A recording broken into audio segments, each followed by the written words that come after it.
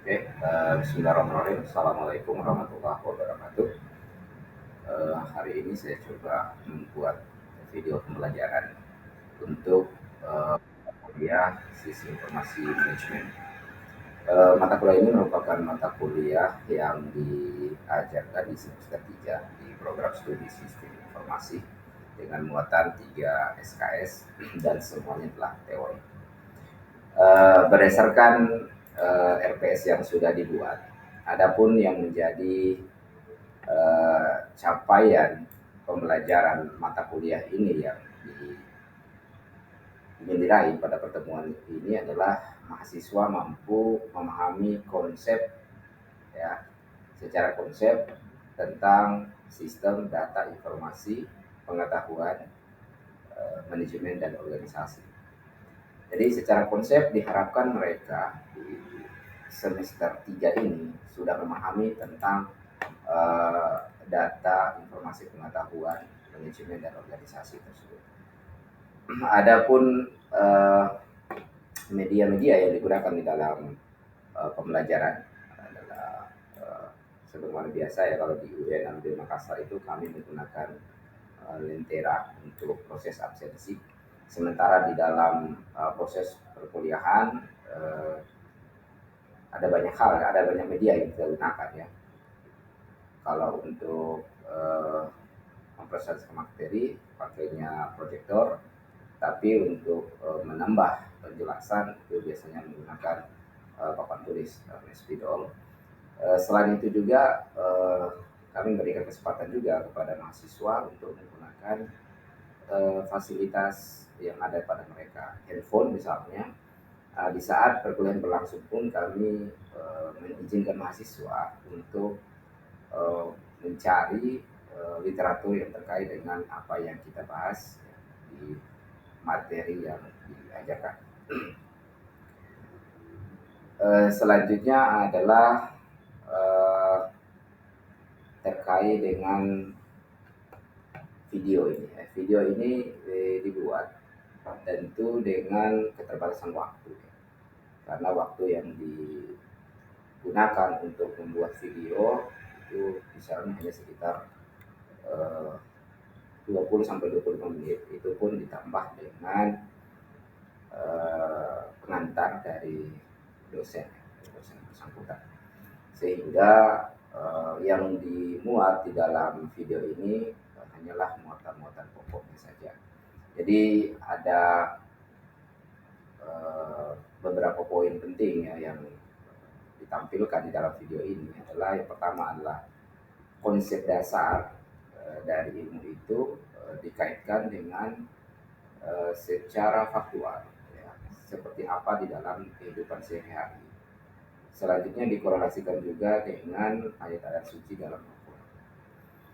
Jadi di dalam mata kuliah Sistem Informasi Manajemen yang diharapkan sekali adalah mahasiswa terutama dalam sistemnya. Mereka menyadari bahwa sistem yang begitu kompleks yang ada sekitar kita itu merupakan suatu fakta ya, yang seharusnya menjadi ibrah, menjadi pelajaran ya, menjadi pelajaran bagi mahasiswa untuk bersyukur bahwa Allah Subhanahu wa taala menciptakan alam dan serta isinya ini betul-betul sempurna sebagai sistem yang begitu sempurna. Tetapi untuk membawa kepada pemahaman itu tentu ada banyak tahapan-tahapan yang dilakukan. Nah, ini kan coba beberapa tahapan itu yang coba kami praktekkan untuk mengenalkan mahasiswa terkait dengan sistem, yang pada akhirnya nanti mereka mengetahui, oh ini sistem pencernaan, oh ini sistem pernapasan, sehingga pada saat mereka implementasikan di dalam sebuah pemahaman yang mendalam tentang sistem, itu mereka dengan mudah memahami bahwa oh ini adalah sistem, baik itu sistem informasi manajemen, sistem informasi akademik, maupun sistem-sistem yang lain, karena fondasi dasar dari sistem itu mereka sudah pahami. Oke, selanjutnya untuk gambaran terkait dengan apa yang telah kami paparkan bisa diikuti di dalam video berikutnya. Terima kasih. Assalamualaikum warahmatullahi wabarakatuh. Beberapa topik yang kita bahas ini ya, ada sistem sistem data informasi melakukan manajemen dan organisasi, tentu harus kita mengajukan pertanyaan. Ya. Untuk memahami sesuatu harus jadi pertanyaan. Apakah itu sistem? Apakah tidak? Ya. Dalam konteks mencari pengetahuan, tentunya ada banyak referensi yang kita gunakan. Bisa dari buku, bisa dari jurnal, bisa dari teman, ya.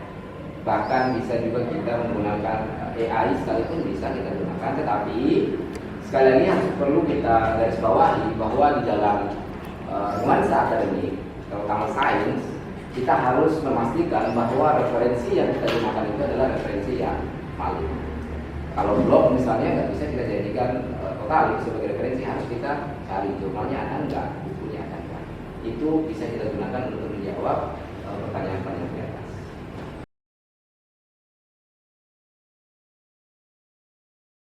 Saling apa tadi? Saling menasihati, saling melengkapi.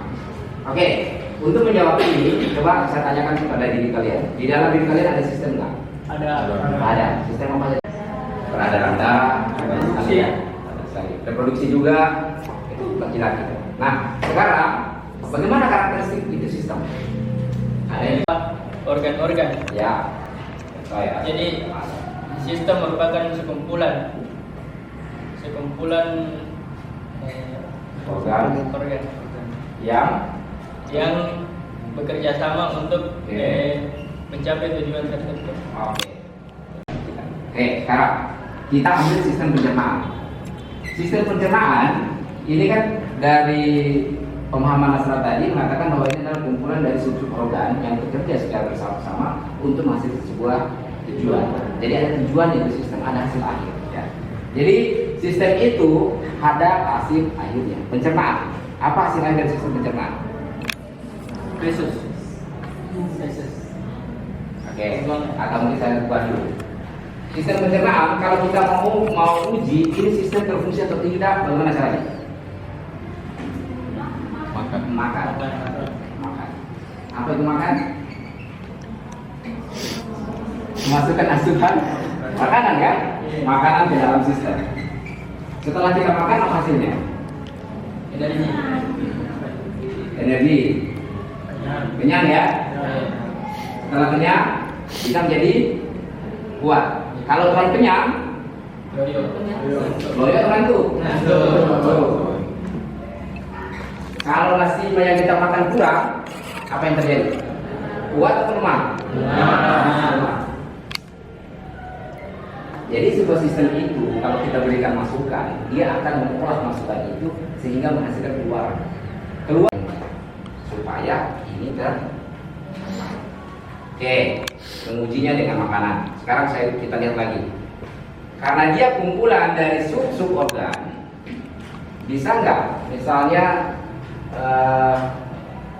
karena dari mulai dari mulut tadi ya, mulut, kerongkongan, lambung, usus ada 3 ya, usus halus 12 jari sama besar kan. Sekarang saya mau coba. Kalau misalnya rongga mulutnya bermasalah, sakit gigi misalnya, bisa nggak bekerja sistemnya? Itu namanya sistem. Jadi nanti dari situ kan bisa kalian lihat karakternya kan. Ada inputannya, saling terhubung, ada penghubung. Dari mulut nggak langsung ke lambung dong, sehingga dulu melewati bukan singgah tapi melewati penghubungan. Jadi itu selanjutnya sampai ke akhir. Terus ada juga keluarannya, ada masukan, ada keluaran, ada penghubung. Itu contoh daripada sistem. Sistem pencernaan itu ada batasannya. Ini khusus pencernaan saja. Jadi jangan kita kaitkan pencernaan lagi dengan yang lain. Kalau berkaitan dengan yang lain, itu sistem bukan sistem. Sistem itu ada batasannya ya, ada ruang lingkupnya. Kalau bahas sistem pencernaan ya udah pencernaan aja kita bahas, karena itu kan sistem. Oke, sudah jelas sampai sini kira-kira? A'udzubillahi minasyaitonirrajim. Bismillahirrahmanirrahim. Wa min ayatihi khalqus samawati wal ard wa ikhtilafu alsinatikum wa alwanikum. Inna fi dzalika laayatin lil alamin. Oke, terjemahannya. Dan di antara tanda-tanda kebesarannya ialah penciptaan langit dan bumi, perbedaan rasamu dan warna kulitmu, Sungguh pada yang demikian itu benar-benar terdapat tanda-tanda bagi orang-orang yang mengetahui. Oke, mempelajari medsos supaya kita bisa mengungkapkan dari sistem kita itu ada sistemnya seperti apa saja. Dengan memahami sistem ini, insya Allah itu kebesaran Allah kita bisa lihat. Ada banyak sekali kebesaran Allah itu di sekitar kita yang bisa kita indra. Next, data.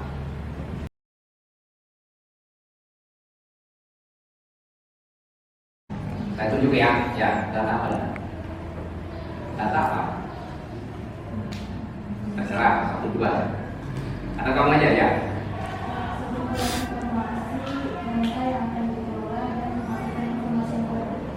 Informasi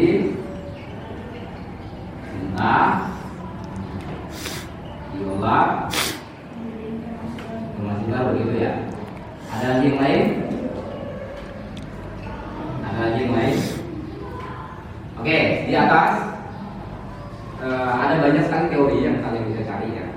Tapi dari teori yang ada, saya menyimpulkan ada 3 poin utama yang harus ada yang bilang dingin, ada yang bilang yang merasakan apa ya, merasakan suhu itu apa? Dalam diri kita ini yang merasakan panas dingin apa? Terus yang kedua,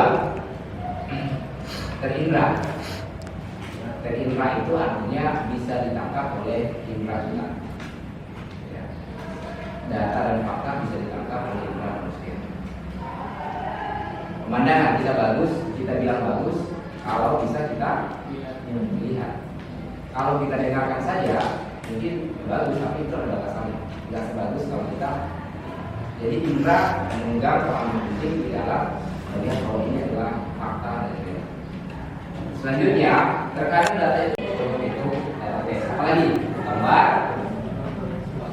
suara, audio ya, terus video, multimedia. Inilah data di dalam komputer. Ada enggak yang ditangkap oleh indera manusia tetapi tidak bisa dimasukkan ke komputer? Rasa. Ada apa contohnya? Kalian kalau makan bakso, kalian rasa apa? Pedis. Pedis bisa dimasukkan nggak rasa pedis dalam komputer? Bisa kan? Jadi indra yang dirasakan oleh lidah itu belum bisa dimasukkan ke dalam.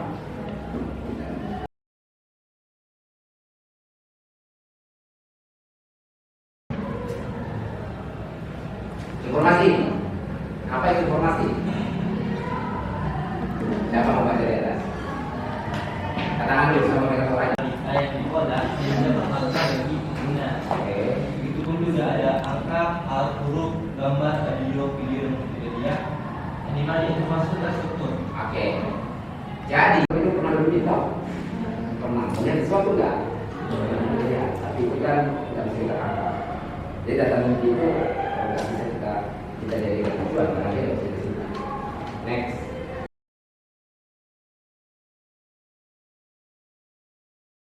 Pengetahuan itu berlaku untuk fakta atau ide yang peroleh melalui studi, penelitian, observasi ataupun. Jadi karena sebenarnya pengetahuan inilah yang membuat manusia melakukan sesuatu. Tanpa pengetahuan, kalau hanya informasi saja kita masih ada ragu. Tapi kalau levelnya sudah sampai pengetahuan, kita akan berani mau. Kenapa kalian berani datang ke kampus hari ini? Karena kalian tahu bahwa hari ini ada pekerjaan di kampus baik-baik saja. Data pengetahuan itu ada 2 ya, ada namanya tesis dan eksplisit. Tesis itu pengetahuan dia kita dapatkan dari pengalaman. Contoh, tukang bengkel. Tukang bengkel, walaupun dia nggak sekolah, tapi begitu dengan suara motor dia tahu, oh ini yang masalah. Dia nggak buka buku, nggak pernah dia kuliah tinggal di saja. Tapi pengalaman itu namanya tesis.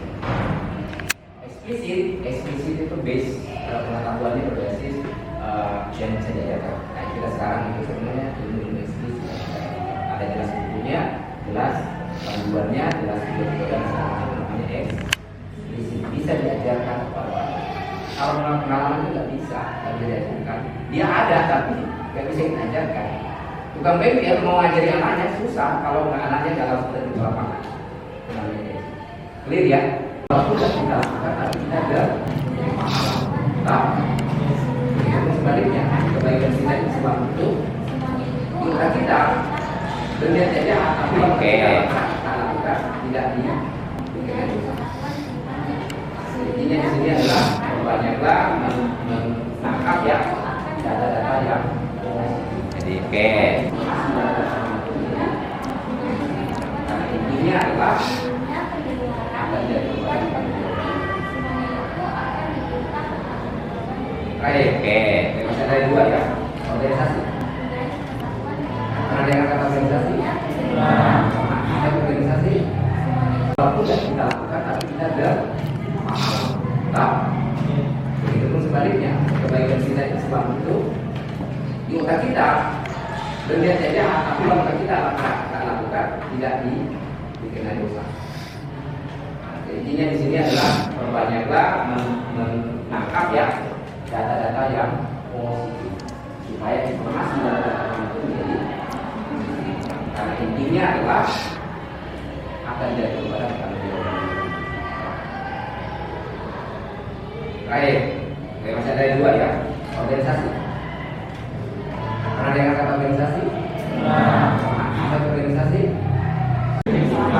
yang bekerja bersama-sama dan menentukan bersama. Tujuan bersama itu biasanya kalau kalian masuk ke suatu instansi atau suatu organisasi tidak perlu itu sebagai visi itu sebenarnya tujuan yang panjang.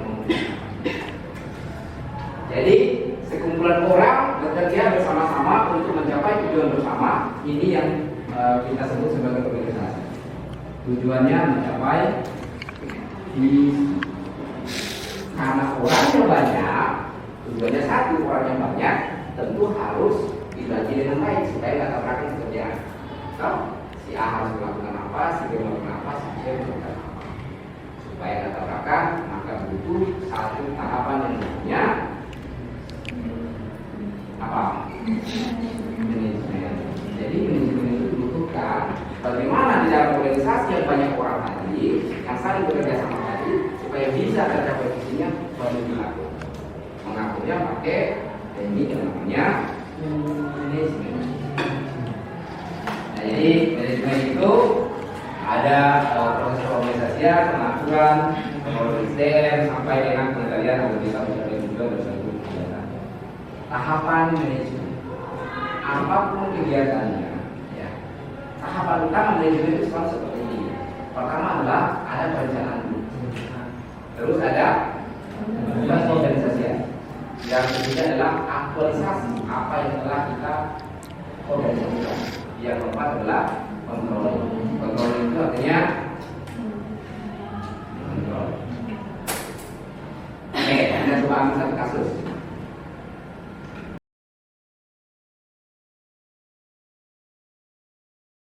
Supaya tujuan tercapai, tujuan utama kalian mungkin saya masuk target Pak 3,5 tahun dari sejak masuk saya harus sarjana. Itu target visi utama kalian yang harus kalian turunkan dalam bentuk realisasinya bisa harian, bisa semester, bisa jangka panjang dan jangka panjang yang selesai dari itu. Nilai adalah referensi yang kalian gunakan. Diambilnya dari jurnal apa, dari buku mana. Itu satu ya. Terus yang kedua adalah cara kalian menyusun makalah. Cara menyusun makalahnya ikuti panduan karya ilmiah di UIN Alumni Makassar. Bisa kalian cari di website. Terus yang ketiga adalah sebelum kita ke BIA, di pertemuan selanjutnya saya akan mencoba diskusi kembali, review kembali tugas yang kalian berikan. Ya nanti saya akan secara acak akan menanyakan kepada kelompok yang mana. Sanggup? Oke, hapus dulu untuk kita semua.